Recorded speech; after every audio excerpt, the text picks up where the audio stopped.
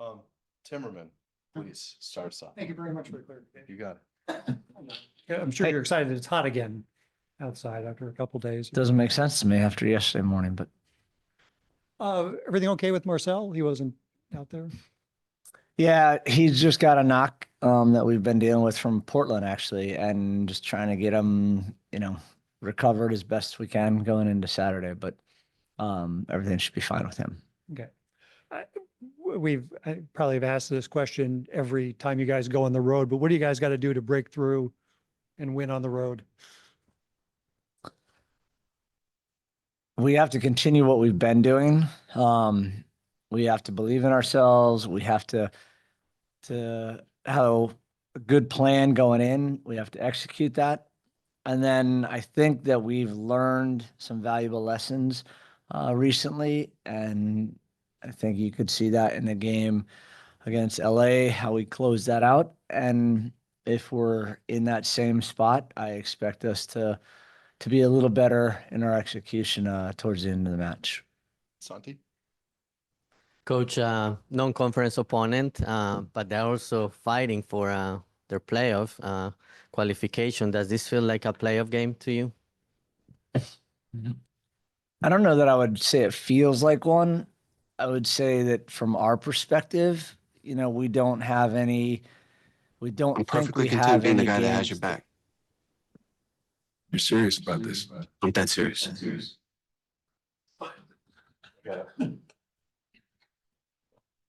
Who's serious about what?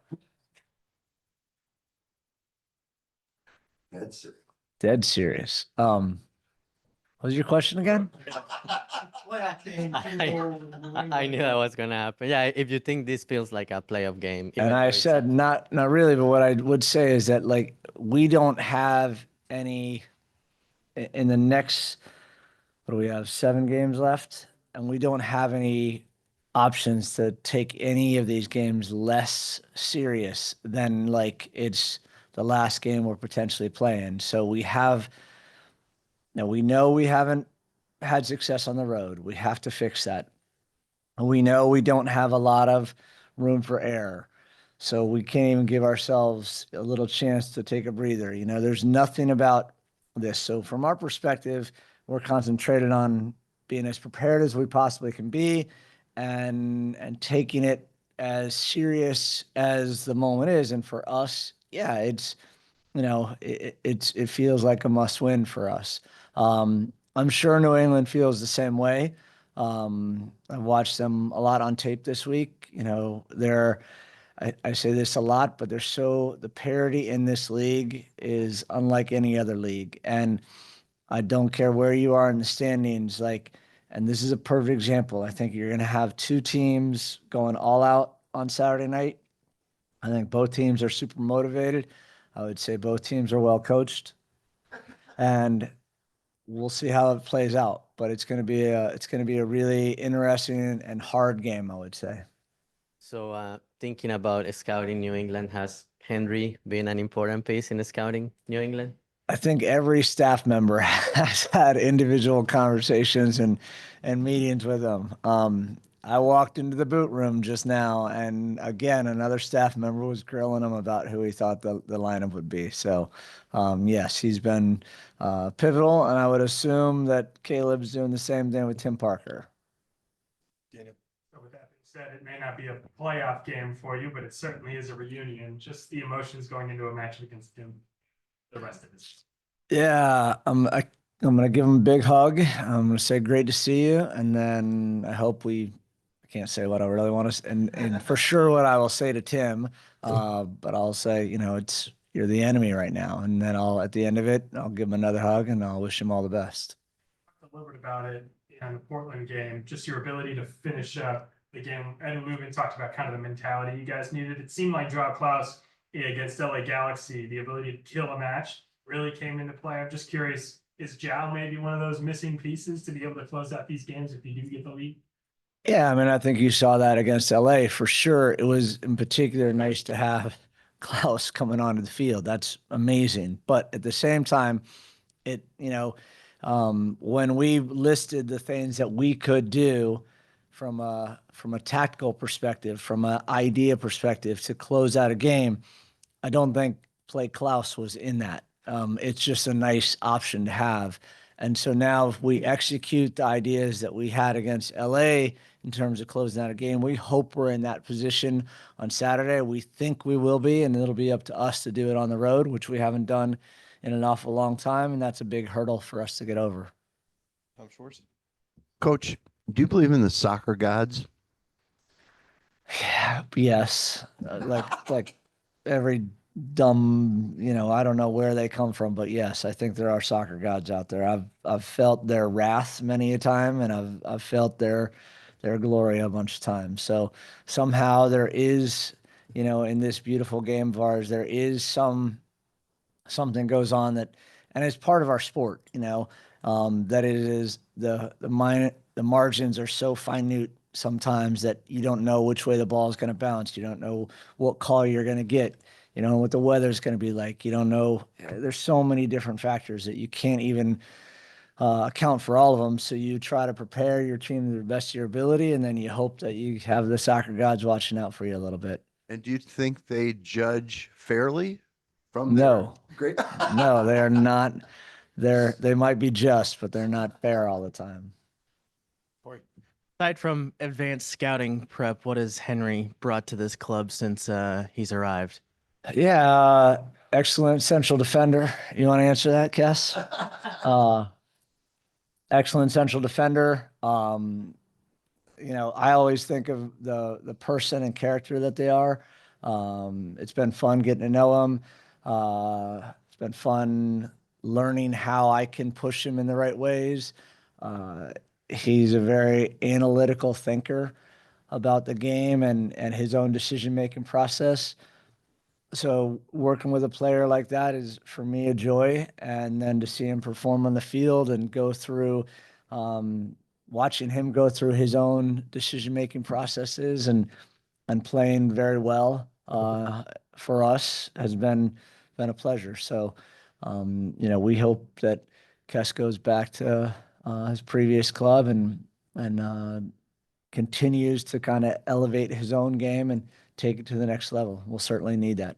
From a coach's perspective, how nice is it to have maybe the fullest kind of stable of guys you can put out there right now, as opposed to a lot of different times in this year?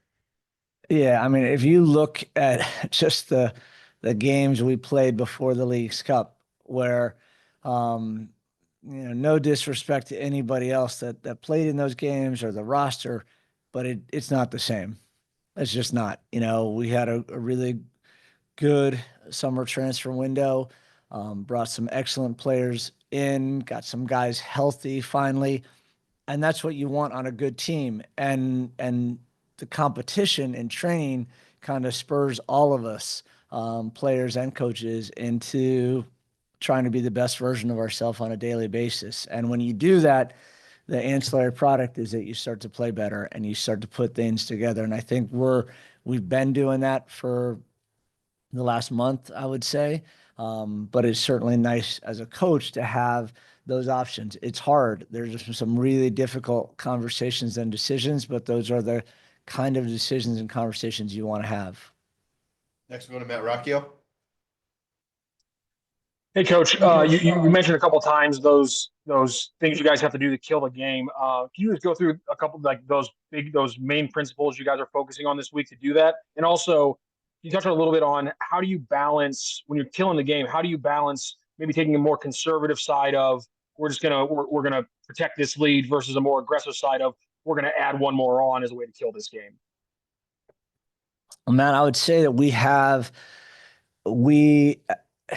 every team has a collective personality at some point.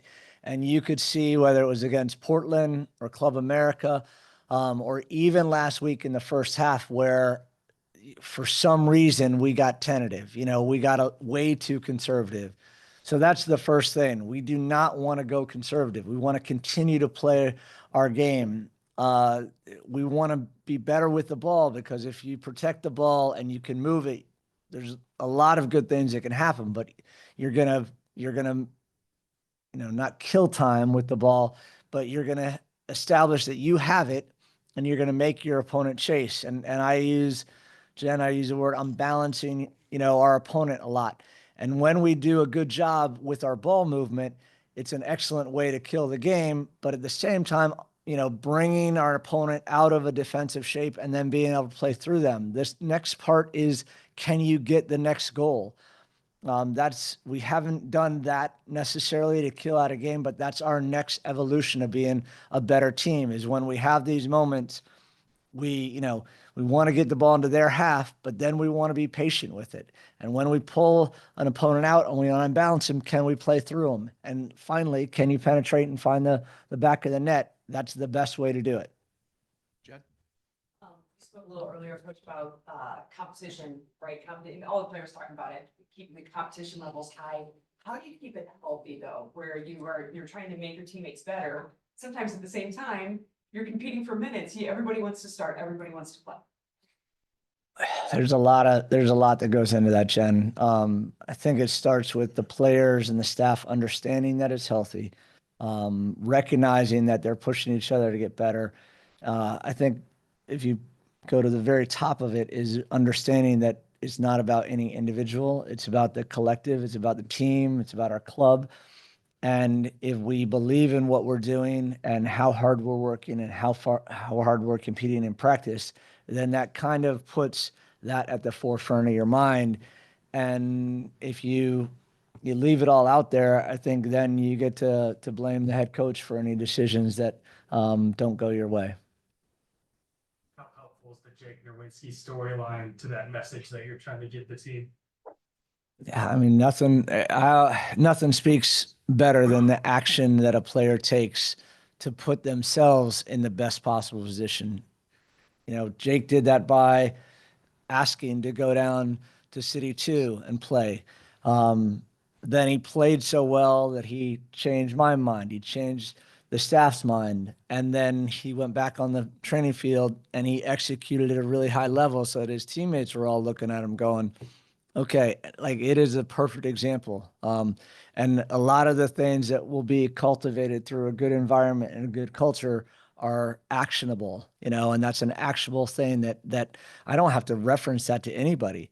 They all look at it and be like, oh my God, that happened, and he continues to play so well. So it's really nice. That continues to push Tots.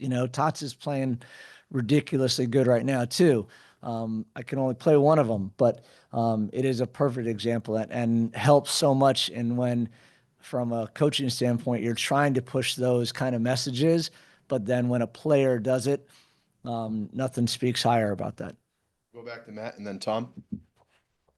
Coach Hack, speaking specifically on some of those depth questions, I know you mentioned you can't play some of those guys in the same formation, but especially with guys like Jaden playing as well as he has and getting Hannes more involved in the team, how do you balance maybe going with a different formation? Is it 100% about your best 11 versus how, or is it more about what the other team gives you and therefore going from your formations in that decision?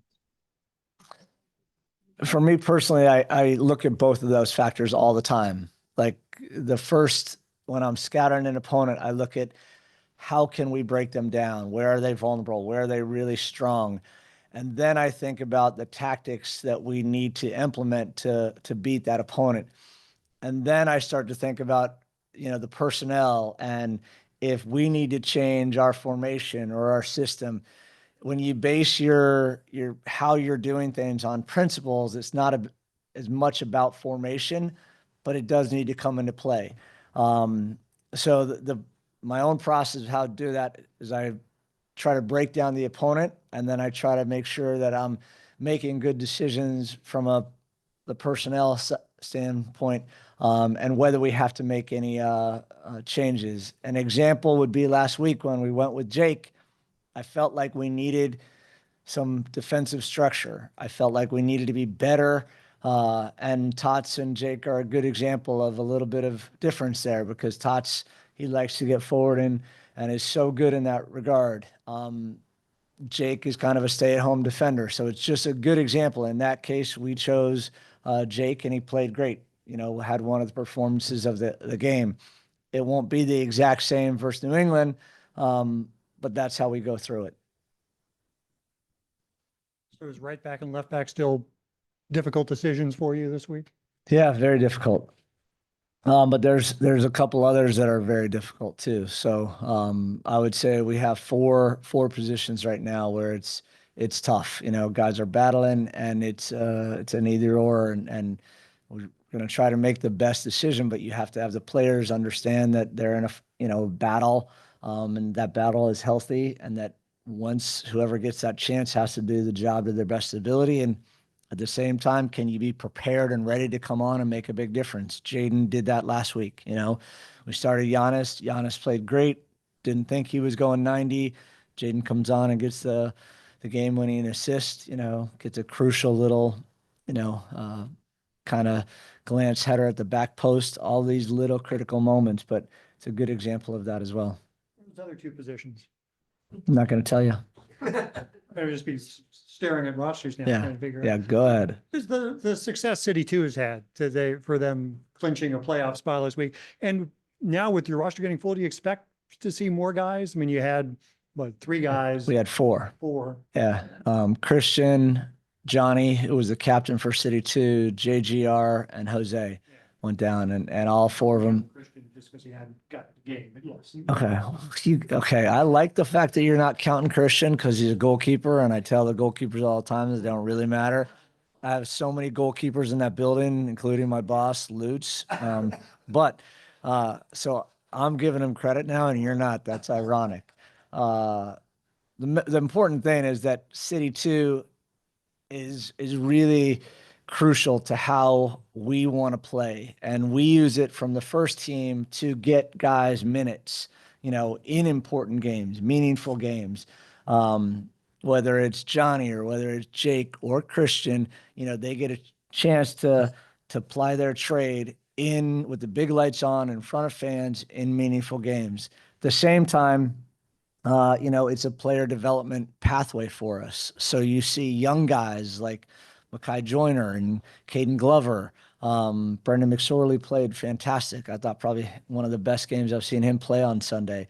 And it's really fun to watch when you have all the guys in the building and they all have this idea that there is a pathway to the first team.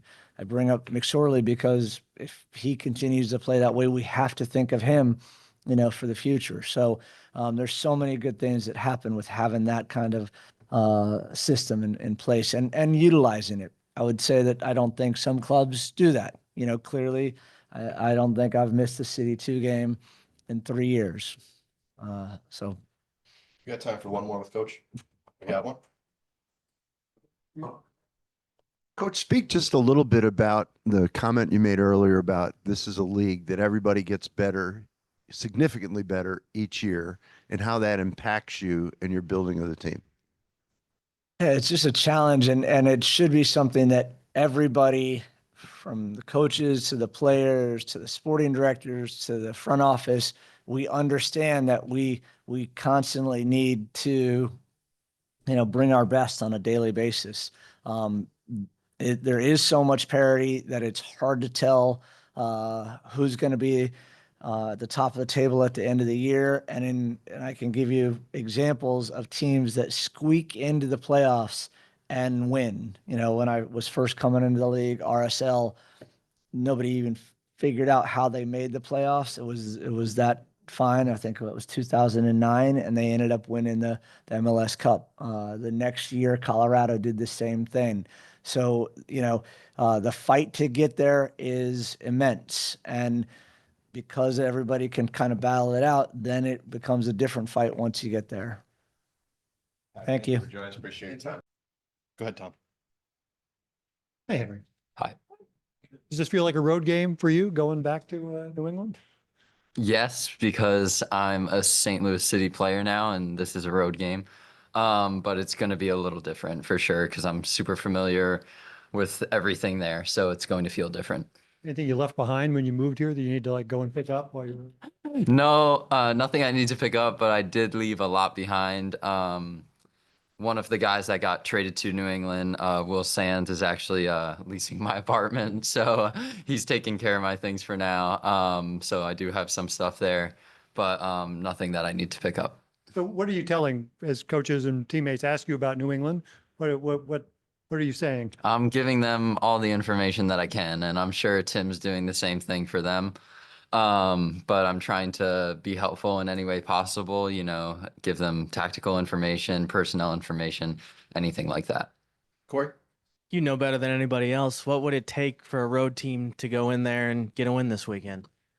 Yeah, it's difficult. It's a difficult place to go. The surface can be difficult. It's a good team. And I think, their recent results have shown that. It's going to take a complete team effort. Coach talked about a lot of things. If we have the lead, we need to close out the game well.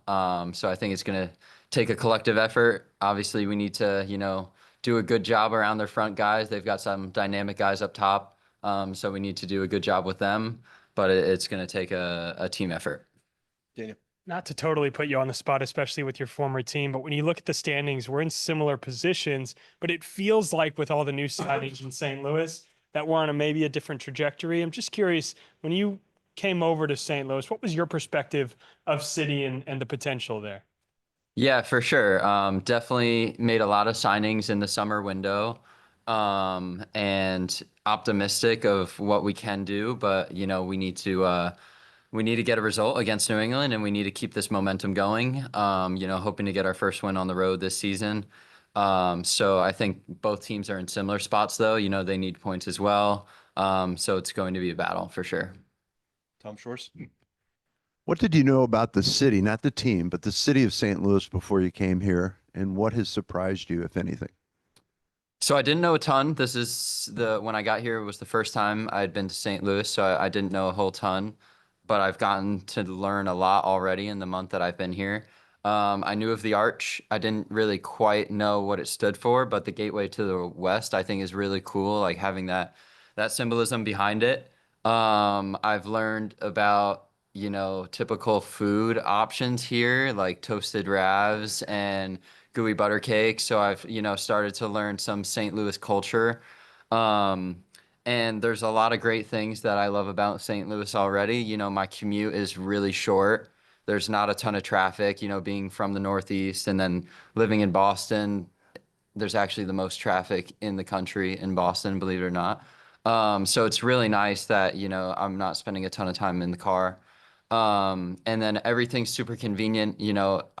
I think I said this in a prior interview, but it's 5 minutes away, pretty much 5-minute drive anywhere, or 10-minute drive, whatever. So it's easy to get around. Yeah, those are a few things that I've learned so far. Next, we'll go to Matt Rocchio. Hey, Henry, so far in the first couple of games, you've been used as a pretty consistent outlet passer from that right center back spot, more so than City was doing before you got here. How confident do you feel just as a distributor from that back line? Yeah, I feel good on the ball. It's an attribute that I think I have as a player, whether that's passing out of the back or dribbling out. I think I had a couple moments against Galaxy where I was able to break lines off the dribble. So, the goal for me is to try to play forward if I can, and if I can't, try to keep the ball. But either breaking lines via pass or via dribble, that's something I think I have in my repertoire. So that's something I try to bring to the team. Tom? What was the difference in this team's defensive performance between the Portland game and the Galaxy game? I think there were a few things. I think just like mistakes, as simple as that sound. I think we executed better against Galaxy. And then 2, management of the game. I thought we did a really good job. I know one of you guys asked Coach if Klaus was part of that game management, but I thought he did a really good job when he came on, managing the game, taking it to the corner flag, us keeping the ball more. I think we did a really good job. So I think it's on 2 fronts. 1, just didn't make mistakes, executed better, and then 2, managed the game better. So those 2 things. Is the Galaxy game a good template to have defensively going forward? Yeah, I think it's a little different. They built with 3, so our defensive structure might be a little different. But in terms of how we saw a game out, yeah, it's a good template. I thought we kept the ball more, gave them less chances. So from that standpoint, yes. Jen?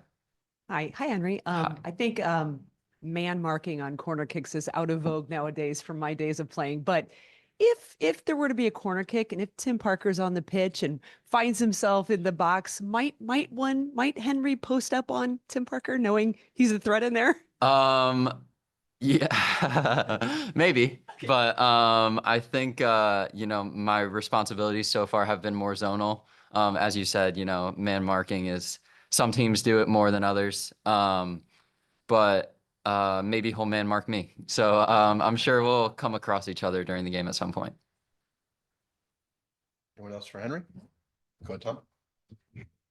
Have you found a decent pizza yet? I haven't tried any pizza here. That it's just something I haven't gotten the chance to, not that I haven't wanted to. I need to find a good point because it's not, the most healthy food. So I need like a day or two to like, make sure I'm not training the next day, something like that. But I've heard there are good options. Emos is one I've heard of. I do come from the pizza capital of the world, arguably. So I do have high standards, but that's a place I'm looking forward to trying. There's no Arturo's. No, there's. Did I tweet that? Where did I put it? I've been there. Oh, you've been there. The yeah. the one in Soho on Howson. Right. Yeah, my favorite place. Yeah, amazing. So it's a place I always go to when I go home. But that being said, yeah, I'm sure there are plenty of good. I'm looking forward to trying emos then. Santi. Henry, is this a game you have been looking forward to, and has there been any back and forth, any banter with your former teammates? A little bit. No, definitely been looking forward to the game a lot, but a little bit of banter. Talked to some of my former teammates yesterday and, kind of asked them how the team is looking and kind of gave me a half answer, you'll see Saturday. So stuff like that. So it'll be good to see those guys. There has been a little banter, but it's definitely a game I'm looking forward to. Yes, thank you for joining us. Appreciate it. Thank you guys. Felix. Felix, okay.